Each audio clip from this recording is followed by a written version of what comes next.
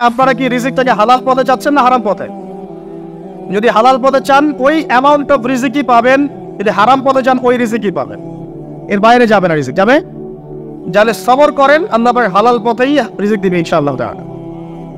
রিজিক বৃদ্ধির জন্য কিছু আমল আছে, তার মধ্যে শ্রেষ্ঠ আমল হচ্ছে নামাজ, এর সাথে চাষতের নামাজ পড়া। চাষ মানে সালাতুদ দুহা, এর আগে ইশরাকের নামাজ আছে। রিজিক বৃদ্ধির জন্য আত্মীয়তার সম্পর্ক বজায় রাখতে হয়, আত্মীয়তার সম্পর্ক বজায় রাখলে রিজিক প্রশস্ত হবে। বেশি বেশি যে আল্লাহ জিকির করে এবং কোরআন তেলাওয়াত করে তার রিজিক বাড়ে আলহামদুলিল্লাহ, এবং যে আল্লাহর রাস্তায় খরচ করে তার রিজিক বাড়ে। এই রিজিক বাড়ার কিছু পলিসি আছে। সবচেয়ে শ্রেষ্ঠটা হচ্ছে নামাজ, আল্লাহর জিকির তেলাওয়াত, এরপর আমলের মধ্যে আত্মীয়তার সম্পর্ক বজায় রাখা। নবীজি বলছেন কেউ যদি চায় যে তার রিজিকটা লম্বা হোক, হায়াতটা লম্বা হোক, সে যেন আত্মীয়তার সম্পর্ক বজায় রাখে। আত্মীয়তার সম্পর্ক এখন আস্তে আস্তে নষ্ট হয়ে যাচ্ছে না? খেয়াল করে দেখেন, আত্মীয়তার সম্পর্ক আপনি বজায় রাখবেন। মনে রাখবেন, আমি বারবার একটা কথা বলেছি আপনাদের ওয়াজ মাহফিলে, যে পৃথিবীতে যে কাজই করবেন আল্লাহর সন্তুষ্টির জন্য করবেন। আত্মীয়তার সম্পর্ক বজায় রাখবেন আল্লাহর সন্তুষ্টির জন্য, তাদের কাছে কিছু পাওয়ার আশায় না।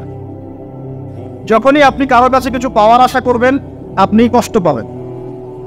যখনই কারোর কাছে কিছু পাওয়ার আশা করবেন আপনি কষ্ট পাবেন। কারো কাছে এত বেশি পাওয়ার আশা করবেন না। কার কাছে পাওয়ার আশা করবেন? আল্লাহর কাছে, যে আমি এই কাজটা করছি আল্লাহ আমাকে পুরস্কার দিবে ইনশাআল্লাহ। আমি আত্মীয়তার সম্পর্ক বজায় রাখছি কেন? আল্লাহর কাছে রিজিকে বরকতের আশায়, আল্লাহর সন্তুষ্টির জন্য। মনে রাখবেন প্রিয় ভাইরা, আমল কবুল হওয়ার শর্ত মোটামুটি তিনটা। কয়টা? 1 নাম্বার, আমলগুলো হতে হবে আল্লাহর সন্তুষ্টির জন্য। 1। 2 নাম্বার, আমলটা হতে হবে রাসূলুল্লাহ সাল্লাল্লাহু আলাইহি ওয়াসাল্লামের পদ্ধতিতে, অন্য কারো পদ্ধতিতে নয়। 3 নাম্বার, আমলটা করার জন্য আপনার রিজিকটা হতে হবে হালাল। হারাম রিজিকের আমল আল্লাহর কাছে কবুল হয় না। আল্লাহ পাক আমাদের সবাইকে হালাল রিজিকের ব্যবস্থা করে দিন এবং রিজিকটাকে প্রশস্ত করুন, আমিন। তো রিজিক লেখা হয়ে গেছে 2। 3 নাম্বার লেখা হয়ে গেছে এ ব্যক্তি কি কি কাজ করবে দুনিয়ায়, এ ব্যক্তি দুনিয়ায় কি কি কাজ করবে সব লেখা হয়ে গেছে। এখন যদি একটা চোর বলে যে আল্লাহ পাক আমার তাকদিরে লিখেছিলেন যে আমি চুরি করব, তাই আমি চুরি করেছি। এখন যদি একজন ধর্ষক বলে আল্লাহ আমার তাকদিরে লিখেছিল যে আমি ধর্ষণ করব, তাই ধর্ষণ করেছি। এখন যদি যারা এই জনগণের কিছু সম্পদ আত্মসাৎ করে খেয়ে ফেলছে তারা যদি বলে আল্লাহ তাকদিরে লিখছিলেন জন্যই দুর্নীতি করেছি, তাহলে কথাটা কি হবে? গ্রহণযোগ্য হবে? এখন যদি দলিল দেয় তাকদিরে তো লেখা ছিল। এই আকীদাটার নাম হচ্ছে জাবারিয়া আকীদা। কি আকীদা? জাবারিয়া। এমন একজন ব্যক্তি উমর রাদিয়াল্লাহু আনহুর দরবারে এসেছিল, চোর চুরি করেছে, ধরা পড়েছে। উমর রাদিয়াল্লাহু আনহু বলেছেন হাত কেটে ফেলো। তখন সে বলছে যে আমার হাত তো কাটা যাবে না, কেন? আল্লাহ পাক তাকদিরে লিখেছেন আমি চুরি করব, তাই চুরি করেছি। তো উমর রাদিয়াল্লাহু আনহুর সামনে এই কথাটা বলেছে। আর উমর রাদিয়াল্লাহু আনহু কি বিচক্ষণ মানুষ ছিলেন না প্রকাশকা ছিলেন? বলেন, তার মতো শাসক পাওয়া যাবে? তার মতো আরো একজন শাসক আসবে ইনশাআল্লাহ পৃথিবীতে। তার নাম কি? নবী ঈসা আলাইহিস সালাম ইনশাআল্লাহ তাআলা। এবং তার আগে আরো একজন ইমাম আসবেন, তার নাম কি? তার নাম হচ্ছে মুহাম্মদ। কি নাম? তার নাম মুহাম্মদ, তার উপাধি হচ্ছে মাহদি। কখন আসবেন? যখন পৃথিবীতে যুদ্ধ বিগ্রহ ছড়িয়ে পড়বে, ব্যাপক আকারে মালহামা চলবে, তখন আসবেন। কাদের পক্ষে আসবেন? মুসলিমদের পক্ষে। কি উদ্দেশ্যে আসবেন? সারা বিশ্বে জুলুম তুলে ফেলার জন্য। এবং আরেকটা কি উদ্দেশ্য? ওই জেরুজালেম উদ্ধার করার জন্য। কোন জেরুজালেম? যেটা এখন ইহুদিরা দখল করে আছে। চারপাশে আরবরা, মাঝখানে ও কেমন করে দখল করে আছে? আরবদেরকে হাতের মুঠোয় নিয়ে নিয়েছে। এই কারণে মুনাফিকদের উপর টিকে আছে সে, এবং তার পশ্চিমা মিত্রদের উপর টিকে আছে। ঈসা আলাইহিস সালাম কেন আসবেন? এই জায়গাটা পুনরুদ্ধার করার জন্য। ঈসা আলাইহিস সালাম কি পরাজিত হবেন না বিজয়ী হবেন? কত বছর বিশ্ব শাসন করবেন? 40 বছর। এগুলো হবে বিশ্বে, এগুলো হওয়া এখনো বাকি আছে। আরো কি হবে? মুসলিমরা কনস্ট্যান্টিনোপল আবার জয় করবে। এই কনস্ট্যান্টিনোপলের মধ্যে ফিতনা দেখা দিবে অচিরেই, মুসলিমরা ওইটা আবার দখল করবে ইনশাআল্লাহ তাআলা। আরো কি হবে? বললাম ভূমিকম্পের বছরগুলো আসবে সামনে, এবং মুতায়নুন শাদীদ, মহামারীও আসবে। আরো কি? বড় বড় 3টা ভূমিকম্প বাকি আছে এখনো। আগে বলেছি লেকচারে, একটা পৃথিবীর পূর্বে, একটা পশ্চিমে, একটা মাঝখানে। এগুলো এখনো বাকি আছে। বিশ্বে অনেক কিছু হওয়া এখনো বাকি আছে। এখন যা দেখছি এগুলোই সব না, এগুলো চলে যাবে। সময় কি হবে? চলে যাবে। আরো নতুন সময় আসবে ইনশাআল্লাহ তাআলা। আমাদের দায়িত্ব কি? আমাদের দায়িত্ব পরিস্থিতি বুঝে দিন ধরে রাখা, আমল করা এবং মানুষকে দিনের দিকে আহ্বান করা।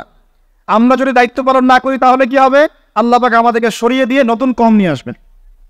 আল্লাহ পাক সূরা মুহাম্মাদে বলেছেন ওয়া ইন তাতাওয়াল্লাউ, তোমরা যদি মুখ ফিরিয়ে নাও, ইয়াস্তাবদিল কওমান গায়রাকুম, আল্লাহ পাক নতুন কওমকে তোমাদের জায়গায় স্থলাভিষিক্ত করবেন। সুম্মা লা ইয়াকুনু আমসালাকুম, তারা তোমাদের মতো হবে না, মানে আমাদের মতো অপদার্থ হবে না। উম্মার বিজয়ের শর্ত কি? আল্লাহ সূরা মুহাম্মাদেই বলেছেন, ইন তানসুরুল্লাহ ইয়ানসুরুকুম, তোমরা আল্লাহর দ্বীনকে সাহায্য করো তবেই আল্লাহ তোমাদেরকে সাহায্য করবে। ওয়া ইউসাব্বিত আকদামাকুম, তোমাদের পা আল্লাহ দৃঢ় করে রাখবেন। আমরা আল্লাহকে সাহায্য না করলে আল্লাহ পাক আমাদেরকে সাহায্য করবেন না, সিম্পল। আল্লাহ পাক সূরা রাদের মধ্যে বলছেন, ইন্নাল্লাহা লা ইউগাইয়িরু মা বিকওমিন হাত্তা ইউগাইয়িরু মা বিআনফুসিহিম, আল্লাহ পাক কোনো কওমের অবস্থা ততক্ষণ পরিবর্তন করেন না যতক্ষণ না সেই কওম তার নিজের অবস্থার পরিবর্তনের চেষ্টা করে। তাহলে আমাদের পরিবর্তন কেন হচ্ছে না? কারণ আমরা নামাজ ছেড়ে দিয়েছি। 90% মুসলিমের দেশে কত পার্সেন্ট নামাজ পড়ে চিন্তা করে দেখবেন।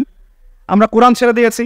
90% মুসলিমের দেশে কত পার্সেন্ট বিশুদ্ধ করে কোরআন তেলাওয়াত করতে পারে? একটু খোঁজ নিয়ে দেখবেন। কোরআন শুমারি করে দেখেন, নামাজ শুমারি করে দেখেন, তাহলে বুঝতে পারেন। আর যারা কোরআন পড়তে জানে তাদের মধ্যে কত পার্সেন্ট কোরআনের অর্থটা বোঝে, এটা আরও বড় বিষয়। তারপরে আবার কারা মেনে চলে, এটা আরও বড় বিষয়। আর আমরা কতজন মানুষ দিন ইসলামকে সামগ্রিক দিন হিসেবে মানি, এটাও একটা বড় বিষয়। আমরা মানি ঠিকই, আংশিক। যেমন ইবাদত বন্দেগীর জীবনে মুসলমান, অর্থনৈতিক জীবনে গিয়ে আবার সুদখোর, এমন না বিষয়টা?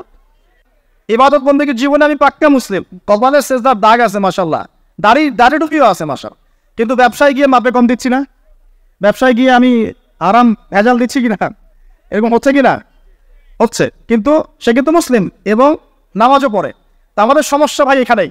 এখন এই সমস্যাটা সলভ করলে ইনশাল্লাহ সব সমস্যা সলভ হয়ে যাবে ইনশাল্লাহ। সমস্যাটা কি? আমরা ইসলামটাকে আংশিকভাবে মানি, পরিপূর্ণ জীবনে ইসলাম বাস্তবায়ন করতে পারছি না। আপনি হয়তো কেউই পারছি না। ফখর করে বলার নাই যে আমি খুব পারছি, আসলে আমিও পারছি না। কারণ এই যুগে এটা পারাটা খুব ডিফিকাল্ট। এই যুগে পারাটা কি খুবই কঠিন, কিন্তু এটাই তো এই যুগের চ্যালেঞ্জ। নবীজি বলেছেন, তোমাদের সামনে এমন যুগ আসছে যে যুগে ইমান ধরে রাখাটা হাতের মধ্যে আগুন ধরে রাখার মতো হবে। তবে সুসংবাদ ওই যুগে তাদের জন্যে যারা আমার সুন্নতকে আবার জীবিত করতে পারবে, যে আমার মৃত সুন্নতকে জীবিত করবে, আল্লাহ পাক ভালোবাসেন কিনা? তাহলে এই পুরো মহাবিশ্ব সৃষ্টি করে আল্লাহ পাক কি মহাবিশ্বের মধ্যে ভালোবাসা ছড়িয়ে দেন নাই? আল্লাহ রাব্বুল আলামিন 6 দিনে মহাবিশ্ব সৃষ্টি করে মহাবিশ্বের সব জায়গায় যার যার কাজ তাকে বুঝিয়ে দিলেন। কোন গ্রহ কি কাজ করবে, কোন সৌরজগৎ কেমন করে চলবে, দুনিয়া কিভাবে ঘুরবে, সূর্য কিভাবে উঠবে, চাঁদ কিভাবে আসবে, কোন মাখলুক কি কাজ করবে, আর ফেরেশতাদের কাজ কি হবে, ইত্যাদি ইত্যাদি। আল্লাহ পাক সমস্ত কাজ বুঝিয়ে দিলেন। সূরা আলিফ লাম মিম সিজদা, হামিম সিজদার মধ্যে আছে, পড়ে দেখবেন। আল্লাহ পাক পুরো মহাবিশ্বের দায়িত্ব বন্টন করে দিলেন। এবার আল্লাহ রাব্বুল আলামিন কি করলেন শোনেন। আল্লাহ রাব্বুল আলামিন বলছেন, এই পুরো মাখলুক কায়নাত সৃষ্টি করার পর আল্লাহ পাক তার রহমতকে 100 ভাগে ভাগ করলেন। কত ভাগে? আল্লাহ পাকের দয়া, রহমত, ভালোবাসাকে 100 ভাগে ভাগ করলেন। ভাগ করে মাত্র এক ভাগ আল্লাহ পাক পুরো মহাবিশ্বে ছড়িয়ে দিলেন, বলেন সুবহানাল্লাহ। বাকি 99 ভাগ রহমত আল্লাহ পাক তার কাছে রাখলেন। এই এক ভাগ ভালোবাসার কারণেই এই যে সন্তান কান্না করলে মায়ের বুক ফেটে যায়, সন্তান অসুস্থ হলে বাবার বুক ফেটে যায়, যেই বাবা সহজে চোখের পানি কাউকে দেখায় না, সেই বাবা জায়নামাজে দাঁড়িয়ে চোখের পানি ছাড়তে থাকে। এই এক ভাগ রহমতের কারণে আমরা দেখি যে রাস্তার কুকুর পর্যন্ত তার বাচ্চাকে চাটে, আদর করে, মহব্বত করে। এই এক ভাগ রহমতের কারণে আমরা আমাদের স্ত্রীদেরকে মহব্বত করি, স্ত্রীকে সুখে রাখার জন্য জীবনটা পর্যন্ত বিলিয়ে দেয়, সকাল থেকে রাত পর্যন্ত। কোনো কোনো ক্ষেত্রে হারাম পথে যেটাও দ্বিধা করি না, স্ত্রী সন্তান সুখে থাক, এই আশায়, তাই না ভাই? এই এক ভাগ রহমতের কারণে গাভী দেখবেন, গাভী তার বাচ্চাকে প্রসবের পর চাটে, গাটা চেটে পরিষ্কার করে দেয়। এই এক ভাগ রহমতে পুরো কায়নাত টিকে আছে। আর নবী সাল্লাল্লাহু আলাইহি ওয়াসাল্লাম বলছেন, বাকি 99% রহমত আল্লাহ পাক তার কাছে রেখেছেন। এই রহমত এবং ভালোবাসা দিয়ে আল্লাহ পাক কিয়ামতের মাঠে মানুষকে মাফ করবে ইনশাআল্লাহ। তার মানে বলে আল্লাহু আকবার। তার মানে আমরা আশা করতে পারি ইনশাআল্লাহ তাআলা আমরা আল্লাহর জান্নাত পাবো ইনশাআল্লাহ। পাবো কিনা? শুধু একটা কাজ যদি উম্মত করতে পারে জান্নাত পাবে। বলে দেবো কোনটা? অনেক কাজই আছে, কিন্তু স্পেশাল একটা কাজ, একটা। আল্লাহ রাব্বুল আলামিন মেরাজের রাতে তার নবীকে উঠিয়ে নিয়েছিলেন, উঠিয়ে নিয়ে কাছে নিয়ে আসছেন, একদম কাছে, আর যে আরশের কাছাকাছি। নবী সাল্লাল্লাহু আলাইহি ওয়াসাল্লাম বলছেন, ওই সময় তার উপর 3টা স্পেশাল ওহী করা হয়েছে। কয়টা? 3টা। একটা হচ্ছে 50 ওয়াক্ত নামাজ। কত ওয়াক্ত? এটা কমতে কমতে কত ওয়াক্ত হয়েছে? 5। 5কেও কমানোর জন্য কোন নবী বলছিলেন? মুসা আলাইহিস সালাম বলছেন 5ও পারবে না, কমায় নিয়ে আসেন। 5ও যে পারবে না, মুসা আলাইহিস সালাম কেমন করে জানলেন? তার উম্মত 2 ওয়াক্ত নামাজ ফরজ। কয় ওয়াক্ত নামাজ ফরজ ছিল? ওই 2 ওয়াক্ত তার আদায় করতে পারে নাই। এই অভিজ্ঞতা থেকে তিনি বলেছেন যে আপনার উম্মত 5 ওয়াক্ত পারবে না। সত্যি না মিথ্যা কথাটা? আসলেই কি উম্মত 5 ওয়াক্ত নামাজ পড়তে পারছে? আচ্ছা, যাই হোক, আল্লাহ পাক আমাদেরকে পড়ার তৌফিক দান করুন। দ্বিতীয় ওহী হচ্ছে সূরা বাকারার শেষের 3টা আয়াত। কয় আয়াত? সূরা বাকারার শেষের 3 আয়াত ওহী করেছেন কে?